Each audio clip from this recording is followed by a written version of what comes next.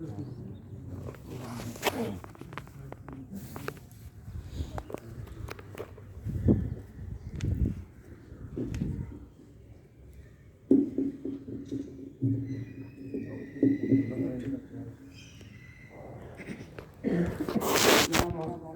صاحب،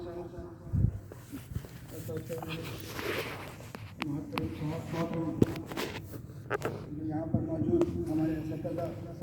صاحبان ہیں، مفتی صاحبان، ہمارے باہر سے آئے ہوئے مہمان، ہمارے بیچ میں میرے ایک ساتھی پوروش ورما بھی موجود ہیں، ان کا بھی میں جو مدرسے میں پہلی دفعہ تشریف لائے ہیں، ان کا بھی میں اس مدرسے میں خیر مقدم کرتا ہوں۔ دیکھیے،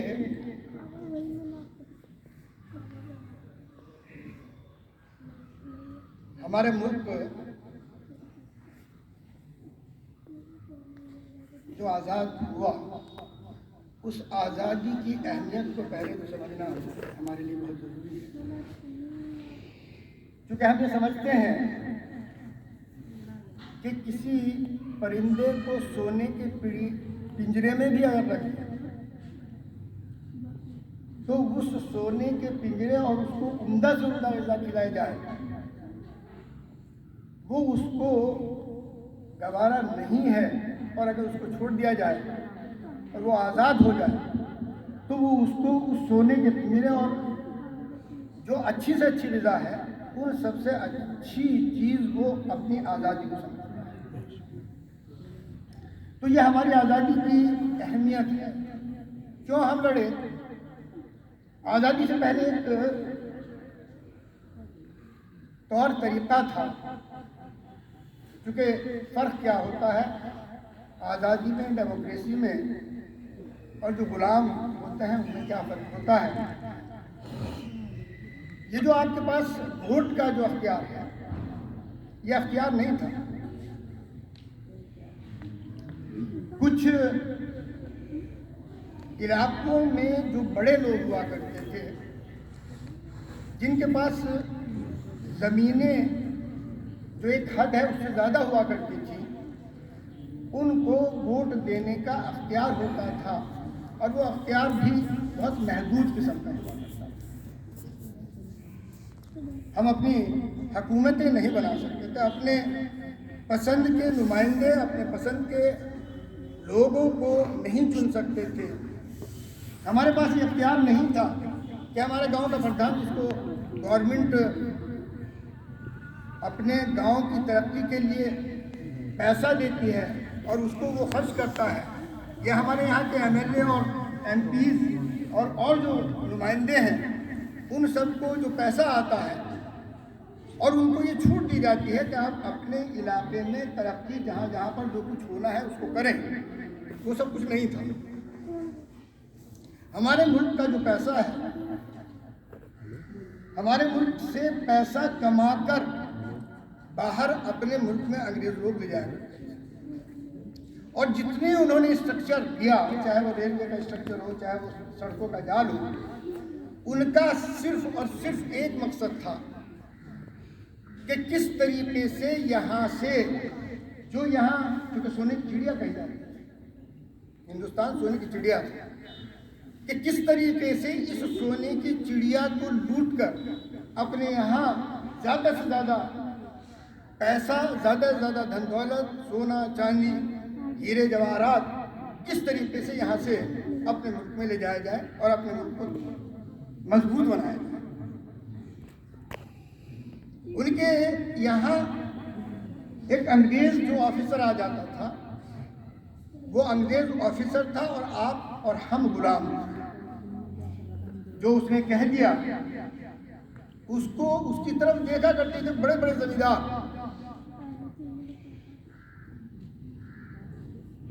ڈی ایم کی کوٹھی پر بیٹھے ہوئے ہیں کہ جن زمینداروں کا اپنا رتبہ ہے، لیکن چونکہ ڈی ایم کمپنی کا اور انگریزوں کا ایک نمائندہ ہے اور ان کے کہنے کے مطابق چلتا ہے، اور انہیں یہ معلوم ہے کہ یہ جو ڈی ایم ہے یہ ہمیں آج ہم بڑے زمیندار ہیں، سب کچھ ہیں، کل کو کچھ بھی نہیں یہ چھوڑ سکتا، اس قسم کا ایک ماحول تھا۔ اس سے پہلے یہ ڈیموکریسی تو اس سے پہلے بھی نہیں تھی، اس سے پہلے ایک monarchy تھی، راجا ہوا کرتا تھا، بادشاہ ہوا کرتا تھا، مسلمان بادشاہ ہوئے، 500 سال تک مسلمان بادشاہوں نے حکومت کی، اور اس سے پہلے بھی 200 سال جو حکومت ہوئی ہے۔ لیکن یہ جو آزادی، ووٹ دینے کی آزادی، اپنا نمائندہ چننے کی آزادی، اپنی حکومت بنانے کی آزادی، یہ آزادی ہمیں، میں تو یہ کہتا ہوں کہ 700 سال وہ اور 200 سال انگریزوں کے 900 سال بعد میں۔ فرق کیا تھا کہ وہاں جو ہمارے مسلم جو monarch تھے، بادشاہ تھے، انہوں نے، ان کا کوئی الگ سے ملک ایسا نہیں تھا کہ جیسے برٹین میں جا کر وہ پیسہ لے جا رہے ہوں۔ ان کو تو یہیں پر حکومت کرنی تھی، یہیں پر خرچ کرنا تھا، یہیں کا پیسہ یہیں کو سب لے جاتا۔ تو ایک فرق تھا کہ وہ ہمیں، جو انگریز تھا وہ ہمیں غلام سمجھتا تھا، وہ ہمارے یہاں سے پیسہ کھینچ کر لے جانا چاہتا تھا۔ جو مسلمان شاسک تھا وہ شاسک تھا، وہ راجا تھا، راجا جیسا کوئی بھی راجا ہوتا ہے، چاہے مسلمان راجا ہو، ہندو راجا ہو، وہ راجا ہے، اور راجا اپنی پبلک کو خوش کرنے کے لیے جو کچھ کر سکتا ہے وہ اس راجا کے اوپر ڈیپینڈنٹ تھا، کہ اگر اچھا راجا ہے تو وہ پبلک کے لیے بہت زیادہ کچھ کرتا ہے، اور اگر کوئی خراب راجا ہے یا خراب بادشاہ ہے تو وہ اس حساب سے چلتا ہے۔ لیکن ہمیں جو آزادی ملی وہ ہمیں یہ ڈیموکریسی، یہ آزادی، ہمارا جو ووٹ ہے، یہ ہماری آزادی ہے۔ سن 47 میں ہمیں آزادی ملی، سن 50 میں کانسٹیٹیوشن بنا، اور کانسٹیٹیوشن آئین کیا ہوتا ہے کہ وہ ایک طور طریقہ ہوتا ہے، موٹا موٹا طور طریقہ، کہ ان پوائنٹس پر ہم اپنے کنٹری کو چلائیں گے۔ پورا قانون نہیں ہوتا، قانون جو ہوتا ہے پھر اس کے حساب سے بنتا ہے، اور یہ دیکھا جاتا ہے کہ کوئی قانون اس کانسٹیٹیوشن، اس آئین کے خلاف تو نہیں جا رہا ہے۔ اگر اس کو خلاف جاتا ہے تو اسی کانسٹیٹیوشن میں آرٹیکلز موجود ہوتے ہیں 226 332 وغیرہ کے، کہ جن کو سپریم کورٹ میں اور ہائی کورٹس میں چیلنج کر دیا جاتا ہے کہ یہ ہمارے آئین کے خلاف ہے، یہ چیز نہیں چل سکتی، یہ قانون غلط بن گیا۔ تو آئین جو ہوتا ہے، آئین تو موٹا موٹا ایک خاکہ ہوتا ہے، اور اس کے تحت پھر بہت سارے جو قانون بنتے ہیں، الگ الگ قانون بنتے ہیں اس کے تحت بنتے ہیں۔ اور ہمارے یہاں مسلمان سب سے پہلا جو آئین بنا، جہاں تک تھوڑی بہت میری نالج ہے، حالانکہ یہاں پر علماء دین موجود ہیں، ان کے سامنے بولنا اپنے آپ میں ایک چیلنج ہوتا ہے، لیکن میں سمجھتا ہوں جو ہم نے تھوڑا بہت پڑھا ہے کہ سب سے پہلا آئین تو مدینے میں حضرت محمد مصطفیٰ صلی اللہ علیہ وسلم نے،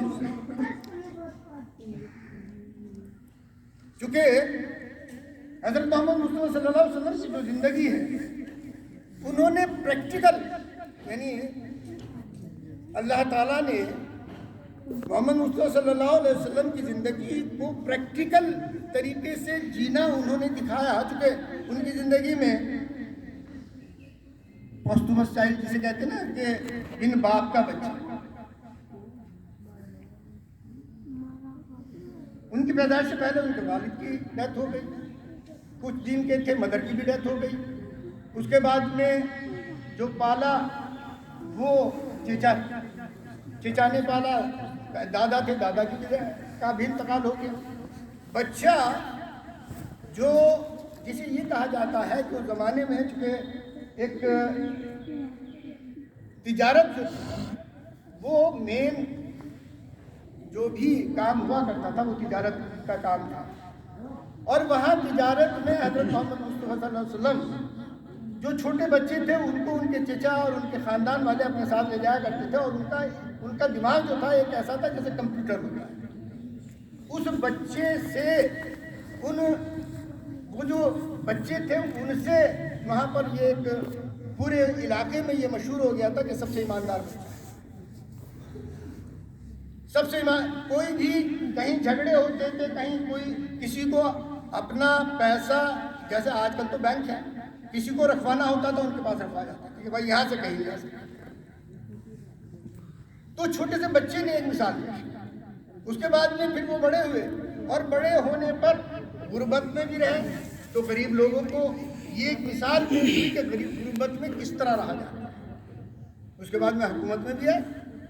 اور حکومتیں کس طرح کی جاتی ہیں یہ بھی ایک مثال پیش کی. آئین کیسے بنتا ہے اس کی بھی ایک مثال پیش کی کہ جس کو آج 1500 سال بعد بھی، 1400 سال، 1450 سال بعد بھی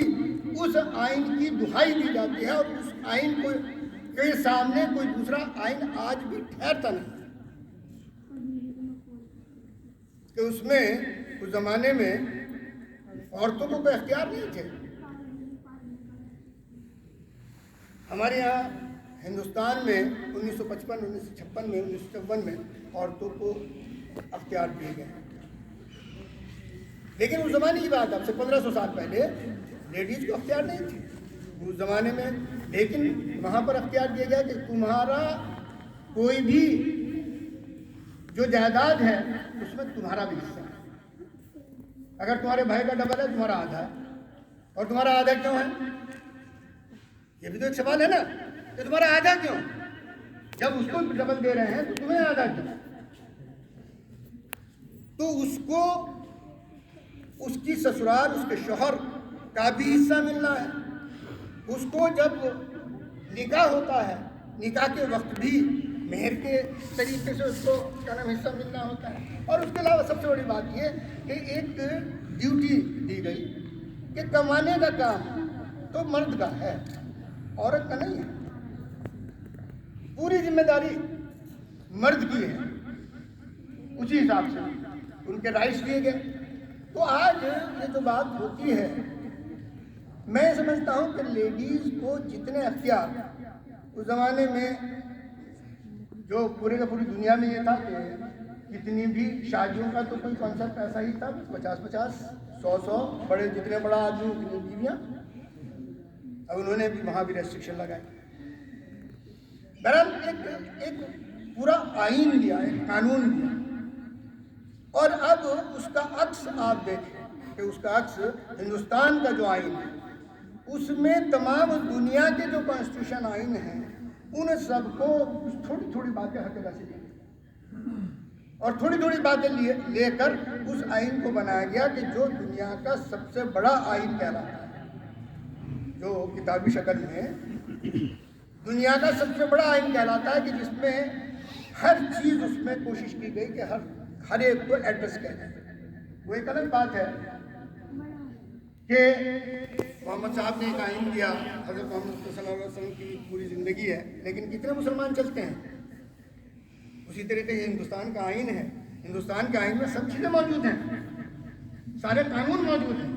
لیکن اس پر چلنا نہ چلنا یہ تو ہمارے اوپر ہے نا. کتنا ہم چلتے ہیں، کتنا ہم اس کو فالو کرتے ہیں.